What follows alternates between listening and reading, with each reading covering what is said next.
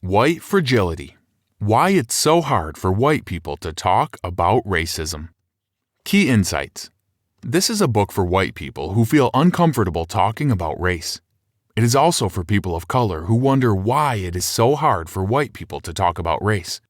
White Fragility, Why It's So Hard for White People to Talk About Racism examines the complex, multifaceted phenomenon of white fragility and, in doing so, deconstructs the underlying reasons why so many individuals are afraid to speak out in the name of racial equality.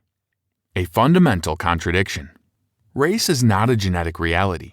While people of different races physically look different based on the color of their skin, this is actually a reflection of geography, not genetics.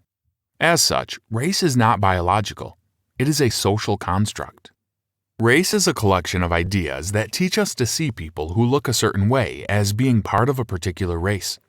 From there, we make assumptions about the societal role of these individuals, for better or for worse. What function does race serve as a social construct?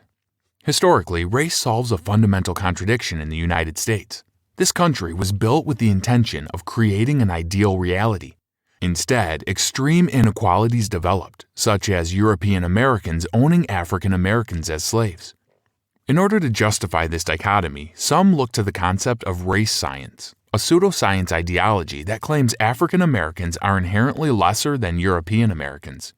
Therefore, African Americans do not require the same rights as their European counterparts. While we now know that this flawed argument was really an excuse to enslave African Americans and use them for cheap labor, it was a commonly held belief in the early days of the United States. Discrimination versus racial prejudice. When having a conversation about race, you may find that the person you're speaking with uses the words discrimination and racial prejudice interchangeably. While similar, these terms have different meanings. Racial prejudice. When you are prejudiced, you are literally prejudging someone. In the case of racial prejudice, you are prejudging that person based on race. Discrimination. Discrimination takes racial prejudice a step further. Now, not only are you being prejudiced against a person on account of their race, but you are also acting on these biases. In combining these two terms, we arrive at racism. By definition, racism refers to one powerful racial group using their power and privilege against a less dominant group in a systematic way. This is why it is factually inaccurate to say that black people are racist towards white people. The power imbalance between the two racial groups is a defining component of racism. That said, it is still possible for a black person to discriminate against or be prejudiced towards white people, but this concept is not racism. White people create the laws and act as the majority. For instance, if a black realtor tells a white woman that she will not work with her based on her race, that is racial prejudice and discrimination. If, on the other hand, a white realtor tells a black person she will not work with her based on the color of her skin, it is racism. Not only is the white realtor acting with prejudice, but she is also contributing to a system that regularly forgoes rights for the black community. Perhaps the white woman's entire company supports her and decides to limit where black people can buy homes within the community. In doing this, the real estate company has created an institution for racism within the home buying sector. A black person would never have the power to develop these kinds of laws in reverse. The role of history. In the 1950s and the 1960s, two misunderstandings took place that led to the denial of racism and the rise of white fragility. First, look at the civil rights movement. During this period, black activists and white allies fought for the rights of black people in the North.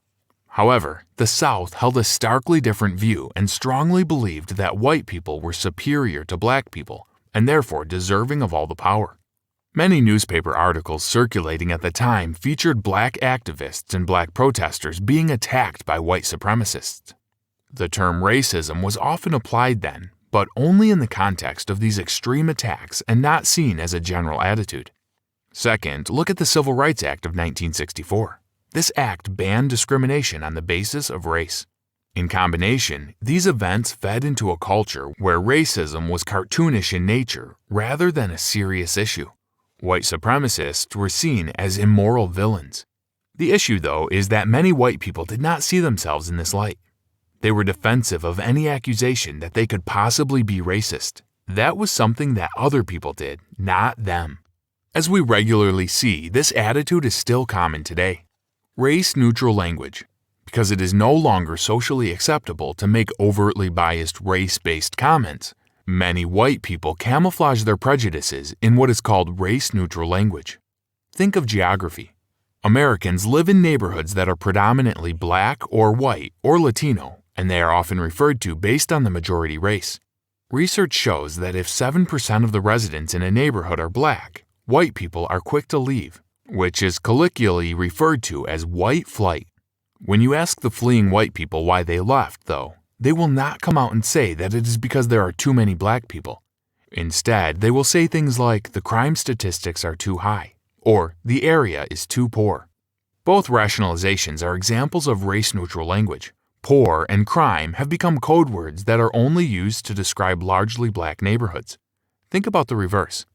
A white person would never come out and say that they want to live among other white people.